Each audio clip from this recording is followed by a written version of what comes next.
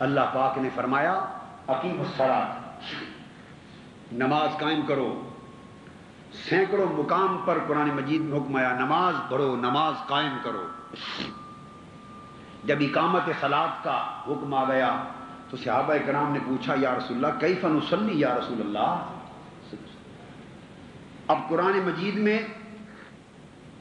نہ نمازوں کی ایگزیکٹ تعداد موجود، نہ نمازوں کی تفصیلی اوقات موجود، اشارے ہیں، پھر نہ نمازوں کی رکعتیں موجود، نہ نمازوں کا طریقہ موجود، نہ تکبیر تحریمہ کس وقت کہو، قیام کرو، رکوع کرو، سجود کرو، قعدہ کرو، جلسہ کرو، سلام کرو، کوئی طریقہ قرآن مجید نے نماز کا نہیں دیا۔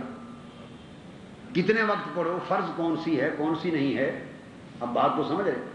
حکم آ گیا قرآن میں نماز قائم کرو، صحابہ کرام نے کوئی عمل کرو اب اس پر۔ صحابہ کرام پریشان ہو گئے، عرض کیا آقا عمل کیسے کریں، ہم ایمان لے آئے اللہ کے حکم پر، نماز پڑھنا چاہتے ہیں، لیکن کیف نصلی یا رسول اللہ، حضور علیہ السلام کیسے پڑھیں آقا۔ آگے جواب سنیے، میں نے کہا کہ عمل نہ ایمان واسطہ رسالت کے بغیر ممکن ہے، اور نہ عمل واسطہ رسالت کے بغیر ممکن ہے۔ پوچھا آقا کیسے پڑھیں، حضور نے فرمایا صلو کما رأیتمونی اصلی۔ پریشان کیوں ہوتے ہو، مجھے دیکھو جیسے میں پڑھتا ہوں تم بھی ایسے ہی کر دیا کرو، تمہاری نماز ہو جائے گی۔ صلو کما رأیتمونی اصلی، پڑھا کرو نماز جیسے مجھے پڑھتا ہوا دیکھتے ہو۔ تو صحابہ کرام نے حضور کو دیکھا کہ ہاتھ باندھ کے کھڑے ہو گئے، وہ بھی کھڑے ہو گئے ہاتھ باندھ کے، یہ ان کا قیام بن گیا۔ پھر دیکھا کہ گھٹنوں کے بل آقا جھک گئے ہیں، انہوں نے حضور کو دیکھا وہ بھی اسی طرح جھک گئے، یہی رکوع بن گیا۔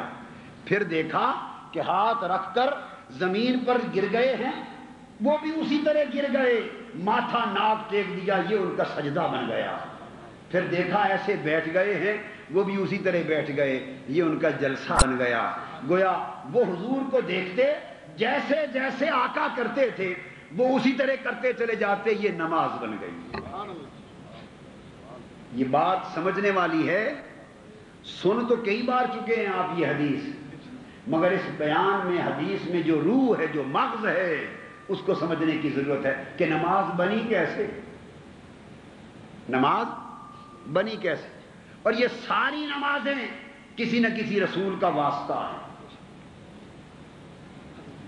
حضرت آدم علیہ السلام کی توبہ قبول ہوئی، صبح کا وقت تھا، انہوں نے 2 رکعت شکرانے کی نماز پڑھی، وہی ہمارے فجر کی نماز بن گئی، 2 فرض۔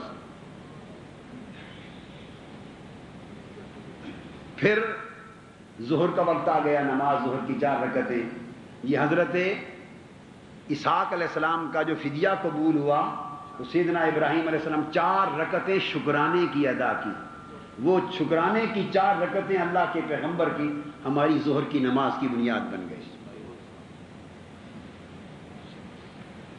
بعض روایات میں حضرت اسحاق کا بھی تھا اور بعضوں میں سیدنا اسماعیل علیہ السلام کا آیا ہے، دونوں آقا، خصائص کبریٰ میں سیدنا اسحاق کا۔ تو تیسرا پھر عصر کی نماز آ گئی، حضرت یعقوب علیہ السلام ایک بیماری سے فارغ ہوئے، صحت یاب ہوئے، اور اللہ کے شکرانے میں 4 رکعتیں ادا کی شکرانے کی، وہ 4 رکعتیں ہماری عصر کی بنیاد بن گئی۔ پھر حضرت ایوب علیہ السلام طویل بیماری سے فراغت پائی، شکرانے کے لیے نماز ادا کرنا چاہی، اور 4 رکعتیں شروع کی، کمزوری زیادہ تھی، تھک گئے، 4 نہ پڑھ سکے، تیسری پر بیٹھ گئے۔ اللہ نے فرمایا میرا محبوب نبی 3 پڑھ کے بیٹھ گیا، چلو مغرب کی 3 رکعتیں بنا دی۔ عشاء یہ آقا علیہ السلام نے پڑھی، حضور صلی اللہ علیہ وآلہ وسلم نے، یہ ہماری نماز عشاء بن گئی۔ 5 نمازیں اللہ کی، 5 کسی نہ کسی نبی کا ذریعہ اور واسطہ ہے۔ تو نماز کی نعمت بھی نبی کے واسطے سے ملی، حتیٰ کہ خود ہمیں 5 نمازیں بھی واسطہ رسالت سے شب معراج کو ملی۔